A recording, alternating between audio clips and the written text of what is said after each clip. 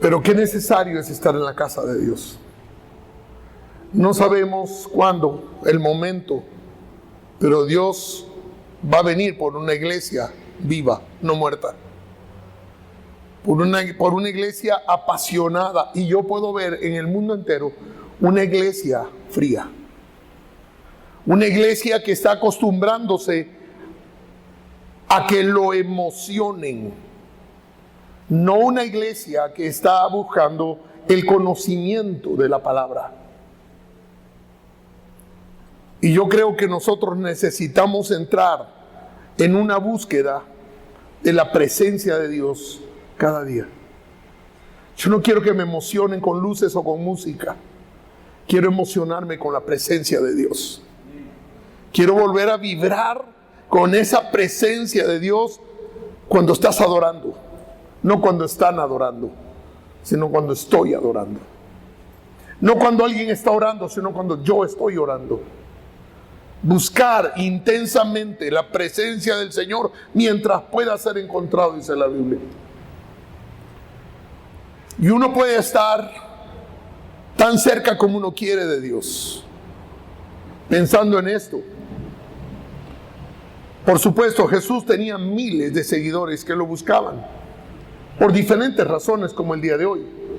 Como hace un momento hablaba. Buscaban porque los alimentaba o los sanaba. Pero sin embargo, Él eligió de todo un grupo de miles de seguidores a 70 para enviarlos a predicar sobre el reino de los cielos. Eso era la motivación de Jesús, no mandó a más, 70 nada más. Y de los cuales, después de orar una noche, buscó a 12 para que caminaran con Él. Mateo capítulo 10, versículo 2 al 4 dice los nombres de los 12.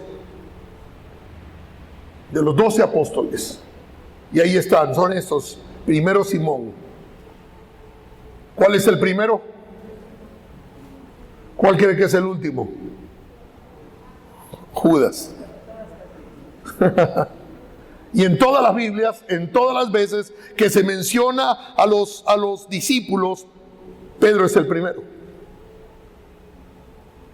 Jesús tenía estos 12 discípulos, pero se puede hablar quizás de diferentes grupos dentro de los 12. Ya voy a hablar un poquito de eso. Las palabras griegas que se traducen como apóstol transmiten, en dos casos le voy a decir dos formas de decir apóstol en el griego. El uno es apóstolos, que es un concepto de ser enviado por el Espíritu. Ser enviado. Perdón, simplemente de ser enviado, un apóstol. Y apostelo, eso es comisionar a una persona con autorización divina. Uno que es autorizado a llevar la palabra de Dios. Uno que es autorizado a ser representante del que lo envía. Un adagio judío bien conocido es: el enviado de un hombre es como él mismo. Tú ibas enviado y tu firma era tan importante como el que había enviado. Tu palabra tenía tal poder como el que te envió. Eso era un apostelo. Y ese era el grupo íntimo de nuestro Señor Jesucristo. Y es interesante notar que Jesús llamó para sí a quienes Él quiso. Él no abrió y dijo: miren muchachos, esta es la lista de las cosas que tenemos que hacer, escojan los que quieran venir conmigo. Sino que Él fue y escogió uno por uno los que tenían que ser, inclusive Judas. Era parte del plan también. Y encontramos la lista de los 12 en 4 lugares del Nuevo Testamento. Y las comparaciones de las listas pueden revelar información importante para nosotros. Porque siempre en este grupo primero de los 12, en 3 grupos de 4, aparecen siempre los más íntimos, que es Pedro, Andrés, Santiago y Juan. Y yo quiero llegar a un punto para que usted se dé cuenta de algo importante en esta noche. Quizás una perspectiva interesante es ver que cuando Judas ya no está, vienen a elegir un nuevo apóstol, pero había condiciones y menciona en Hechos.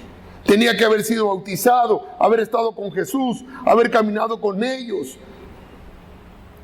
Aunque de todas maneras para mí ellos se equivocaron rotundamente, porque el 12º era el apóstol Pablo. El escogido, una vez más, por el Señor y no por los hombres. Pero ellos escogieron bajo ciertas condiciones, bajo ciertas perspectivas de cómo Jesús lo había hecho. Juan escribe en Apocalipsis capítulo 21, 10 al 14. Dice: me llevó en el espíritu a una montaña grande y elevada y me mostró la ciudad santa, Jerusalén, que bajaba del cielo, procedente de Dios. La muralla de la ciudad tenía 12 cimientos en los que estaban los nombres de los 12 apóstoles del Cordero, los que él había escogido. Sea que este versículo, escúcheme bien, se refiere a una ciudad real, como muchos sostienen que quizás es una ciudad real, o quizás la iglesia o el cuerpo de Cristo, como sostienen otros. Pero retrata el notable honor asignado a los 12 apóstoles. Imagínense dentro de la visión el nombre de aquellos que fueron llamados por el Señor. Y entre los 12, Jesús derramó su vida en un círculo interno con quienes dormía, con quienes comía, con quienes pasaba tiempo. Estableciendo la iglesia, Pedro, Andrés, Santiago y Juan fueron privilegiados de caminar con Jesús, porque de estos 4 se ve muchas veces en los milagros de Jesús andaban con él. Estuvieron entre el público del discurso del monte, en la transfiguración 3 de ellos. Imagínense qué bendición de estos 3 hombres, o de estos 4 hombres, ser los más cercanos. Y de este grupo de 3 que estuvieron en la transfiguración, aparece uno. ¿Quién es? Juan, el que es llamado el amado del Señor. Y eso me llama mucho la atención. Veamos Juan capítulo 13, versículo 21 y 26. Dice: habiendo dicho esto, Jesús se conmovió en espíritu y declaró y dijo: de cierto os digo que uno de vosotros me va a entregar. Entonces los discípulos se miraban unos a otros, dudando de quién hablaba. ¿De quién hablaba? Y uno de sus discípulos, al cual Jesús amaba,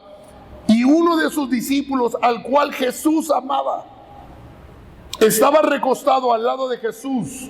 Otras versiones dicen sobre el pecho de Jesús. Y le voy a explicar por qué. A este hizo señas Simón Pedro para que preguntase. Pedro le dice: pregúntale quién es. ¿Por qué Juan tenía el derecho de estar recostado sobre Jesús? Él entonces, recostado cerca del pecho de Jesús, le dijo: Señor, ¿quién es? Respondiendo Jesús: a quien yo diera el pan mojado, aquel es. Es decir, Juan sabía ya. Pero, ¿por qué era especial Juan? ¿Por qué era especial Juan? ¿Sabe? No es la mesa del día de hoy que nos sentamos. Hace unos días estábamos reunidos alrededor de una mesa con un amigo que no había visto en más de 30 años. Y él me cogía y me tocaba y me decía: qué lindo verte, a los años que te veo, no sabes la alegría que tengo de verte. Y de repente me abrazó y puso su cabeza sobre mi pecho. Y claro, uno no se siente muy bien. Sí, yo también te quiero, pero aléjate un poquito. Pero es que en esa época se acostaban alrededor de la mesa. La mesa era bien baja, era bajita. Y se echaban, y uno sobre otro, ponía la cabeza sobre el hombro porque alguien se iba a quedar con los pies ahí. Y no creo que era muy bonito que alguien te ponga los pies cuando estás comiendo. Pero entonces él ponía la cabeza sobre Jesús. Pero ese lugar íntimo estaba dispuesto para cualquiera. Cuando yo veo esto, pienso en una pregunta que la gente me hace o me dice: pastor, ore por mí, porque usted está más cerca de Jesús. Y yo siempre contestaba: no, Jesús está tan cerca de cualquiera de nosotros, podemos acercarnos y usted también puede pedir. Hasta que me di cuenta que es cierto, que hay unas personas que leen más la Biblia, oran más la Biblia, oran más, están más tiempo en comunión, y Jesús escucha esas oraciones.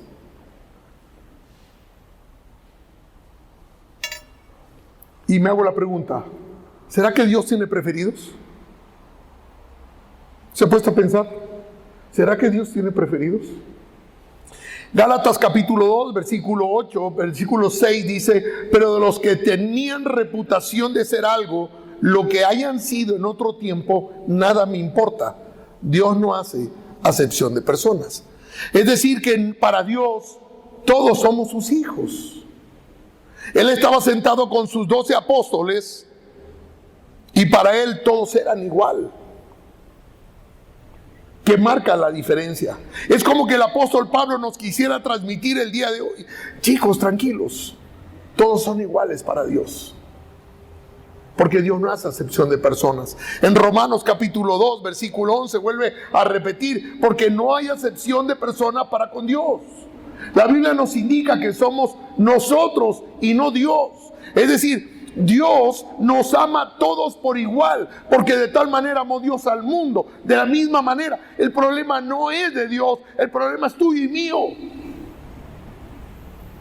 Tú puedes estar tan cerca de Dios como tú quieras. El anhelo de Dios es que tú te acerques a Él, porque Él ya se acercó a ti a través de Jesucristo en la cruz del Calvario para mostrar el verdadero amor del Padre. Entonces sí me di cuenta de que hay personas que buscan más intensamente, como Juan, para sentirse el amado de Jesús. Pero no es porque Jesús lo amaba más a él, sino que Juan decidió amar más que los demás apóstoles hacia Jesús. Entonces tú puedes amar a Jesús. Dile a tu hermano: de ti depende. Proverbios capítulo 8, versículo 17. A los que me aman les correspondo.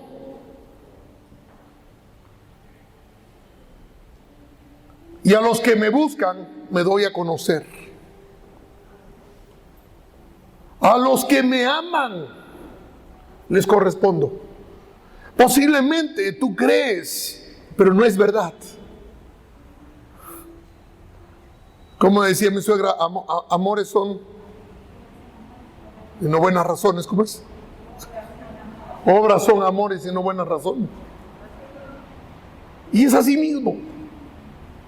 ¿Cuán comprometido estás tú con Dios, pues? ¿Cuán comprometido estás con Jesucristo?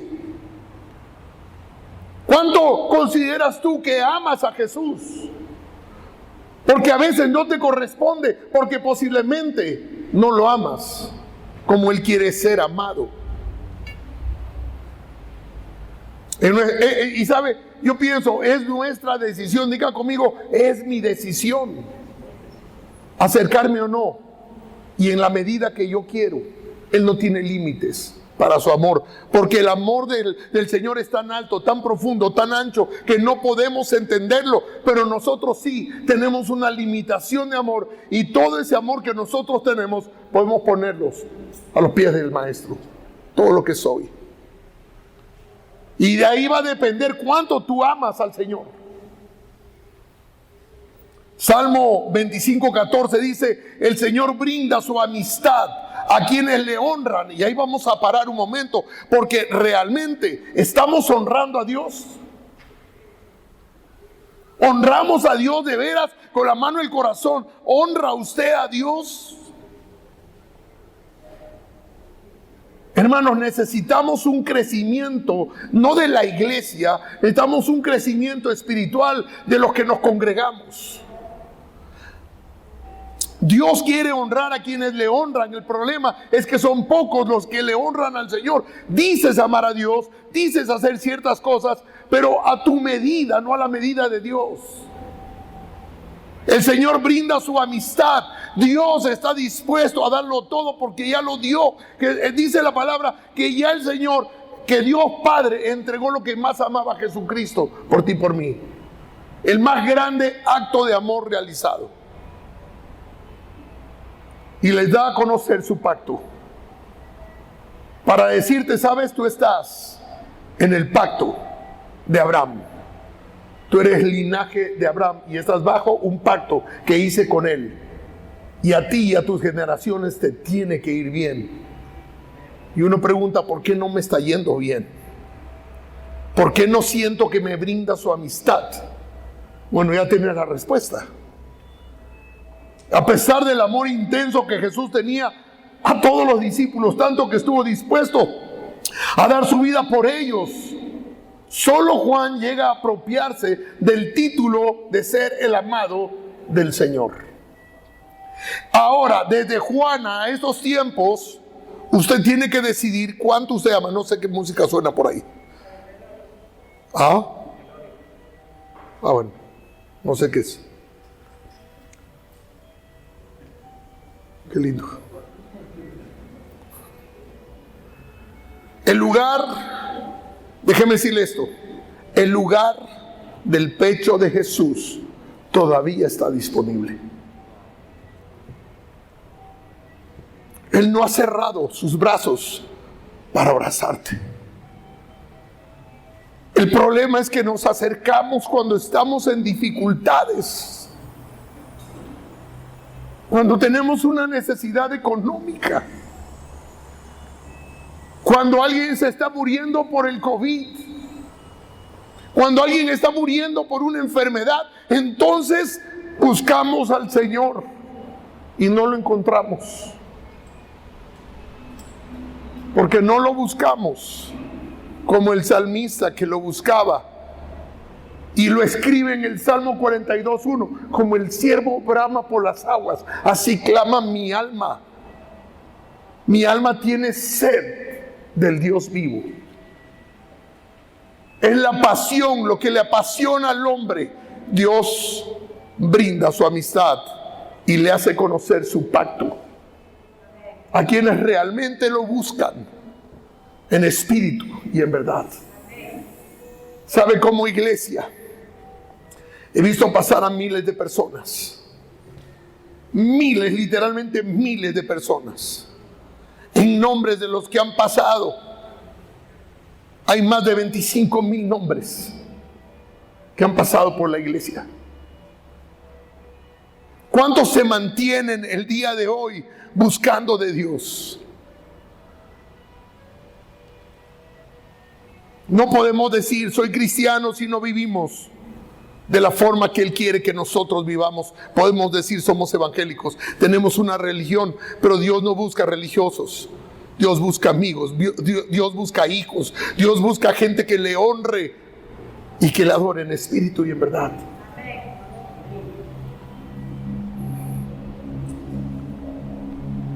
Él hizo una comparación, el maestro, y él pone en Mateo capítulo 13 y nos habla del reino de los cielos, que es semejante a un mercader que busca buenas perlas. ¿Quiénes de ustedes son mercaderes que buscan una buena relación con Dios? Porque Él dijo, cuando entró su primera predicación, dice, el reino de los cielos se ha acercado. ¿Cuál es el reino de los cielos sino Él mismo? Y hace la comparación que tienes todo, que posiblemente tienes todo, tienes una buena comodidad, tienes una casa, tienes una esposa, tienes hijos, tienes buen trabajo, tienes un negocio, pero encuentras a Jesús y le dices al Señor, lo dejo todo con tal de servirte a ti y hacer tu voluntad.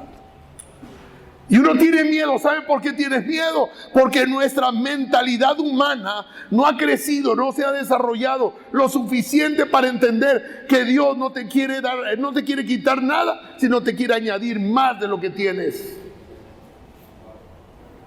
Pero nuestra mentalidad dice: ay, me lo van a quitar. Yo me recuerdo el primer día que yo estaba con mis hijos pequeños y estaba tratando de entender. Y de repente yo le digo, la miro ahí y le digo: entreguemos a nuestros hijos a Dios y nuestro miedo, y se nos los quita. Mire lo que es el corazón humano, que no puede entender el amor de Dios. Lo único que desea es que tú te entregues por completo y le digas: Señor, yo te adoro. Si tú me entregaste todo lo que tenías, yo te entrego lo que soy. ¿En qué te puedo servir, Dios? ¿Está entendiendo mi corazón? Dios no te está pidiendo una ofrenda, Dios no te está pidiendo un diezmo como muchos piensan. Dios te está pidiendo toda tu vida al servicio del Maestro.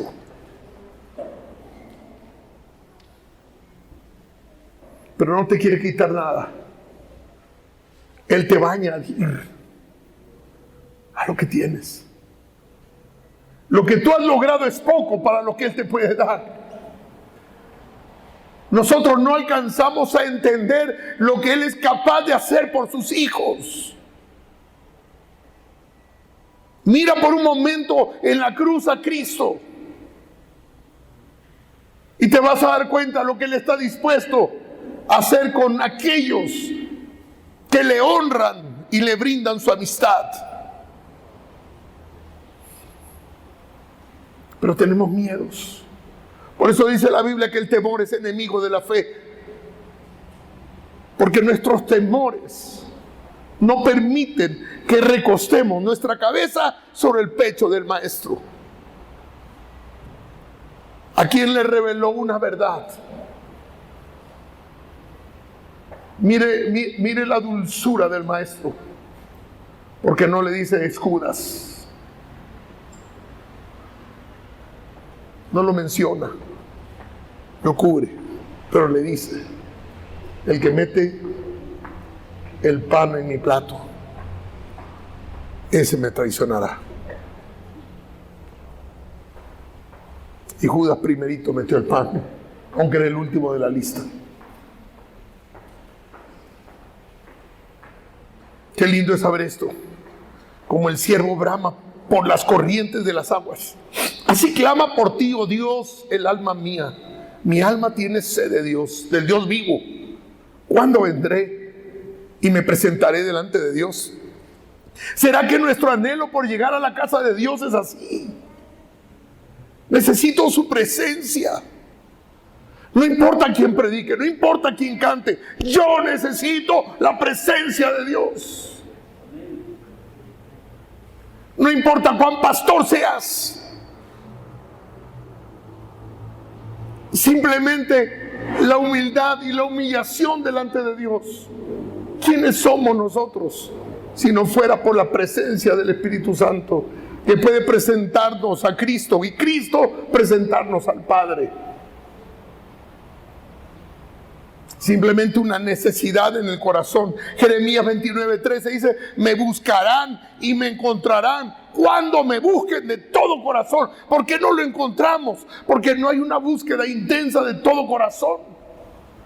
Tenemos que pasar penurias, no sabemos cómo pagar esto, no sabemos cómo hacer lo otro, se nos enferma el uno, el otro, pero Dios dice: yo soy aquí, pero no me buscan de corazón. Cuando lo busquemos de corazón, entonces, hermano, las respuestas a nuestras preguntas llegarán, porque Él sabe de lo que tú y yo tenemos necesidad. ¿Acaso Él no estuvo entre los hombres? ¿Acaso no sabe que tenemos hambre? ¿Acaso no sabe que tenemos frío? ¿Acaso no sabe que tenemos necesidad de la compañía?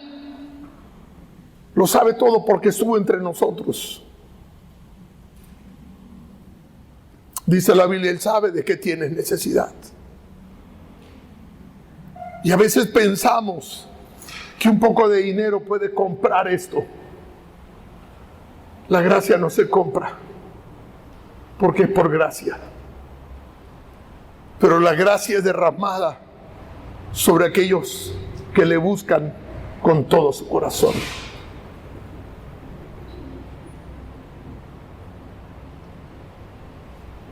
Dios siempre se anticipa. Cualquier iniciativa hacia Él es solo una respuesta a su amor, porque Él siempre es el que da el paso primero hacia nosotros. Isaías 65 en el verso 1, la segunda parte. Dile a gente que no invocaba mi nombre. Dije a gente que no invocaba mi nombre: heme aquí, heme aquí. Extendí mis manos todo el día a un pueblo rebelde. Hermano, yo no sé, pero cuando yo leo esto, veo un Dios paciente, un Dios amante, un Dios que quiere bendecir al pueblo. Esta mañana vino algo sobre mí mientras me bañaba. ¿Y sabe por qué? Porque comencé a bendecir con todo mi espíritu al pueblo de Israel. No tiene idea, sentí una necesidad de bendecir a Israel. Y la Biblia dice que el que ora por Israel tiene una gran bendición. Y recordé a alguien que maldijo a Israel y dijo: desde mis entrañas maldijo a Israel. Y murió desde sus entrañas con un cáncer terrible. No sé por qué Dios me recordó, y entonces comencé a bendecir desde el fondo de mi espíritu y la presencia de Dios.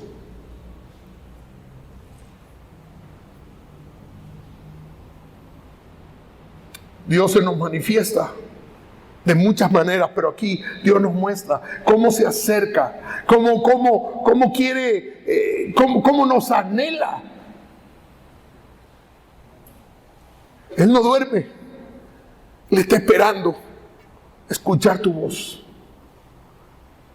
Un ejemplo que puede ilustrar lo que estoy diciendo es cómo reaccionamos cuando tenemos problemas o hemos caído en pecado, porque Dios nos hizo a todos la misma propuesta, la misma oportunidad. Y dice: vengan para que haya oportuno socorro. Todos tenemos una puerta abierta para con el Padre. Está abierta la puerta. Él no cerró la puerta, Él abrió la puerta. Es más, Él es la puerta. Es nuestra elección. Hermanos, el ser humano puede elegir cuán cerca quiere estar de Dios. Hermano, tú puedes elegir cómo quieres vivir. Yo le hago una pregunta: ¿cómo quiere usted vivir? Solo usted puede responder esa pregunta. Ayer les enseñaba: en lo que te enfocas creces. Si te enfocas en Cristo, vas a crecer espiritualmente. Y vas a crecer